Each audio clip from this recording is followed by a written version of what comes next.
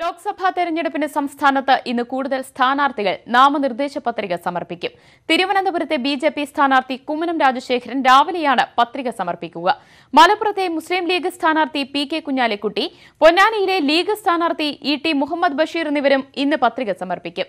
ആദ്യ ദിവസമായ ഇന്നലെ ഇടുക്കിയിലെ LDF സ്ഥാനാർത്ഥി ജോയ്സ് ജോർജ് അടക്കം 8 പേരാണ് നാമനിർദ്ദേശ പത്രിക സമർപ്പിച്ചത്. ഏപ്രിൽ 4 നാമനിർദ്ദേശ പത്രിക സമർപ്പിക്കാനുള്ള അവസാന തീയതി. തെലങ്കാനയിലെ നിസാമാബാദ് മണ്ഡലത്തിൽ ബാലറ്റ് പേപ്പർ ഉപയോഗിക്കാൻ തെരഞ്ഞെടുപ്പ് കമ്മീഷൻ ആലോചിക്കുന്നു. സൂക്ഷ്മ പരിശോധന കഴിഞ്ഞപ്പോൾ ഇവിടെ 189 സ്ഥാനാർത്ഥികൾ മത്സര രംഗത്തുണ്ട്. സ്ഥാനാർത്ഥികളുടെ എണ്ണം 64 കഴിഞ്ഞാൽ വോട്ടിംഗ് യന്ത്രം പറ്റില്ലെന്നതിനാലാണ് ബാലറ്റ് പേപ്പറുകൾ ഉപയോഗിക്കുന്നത്.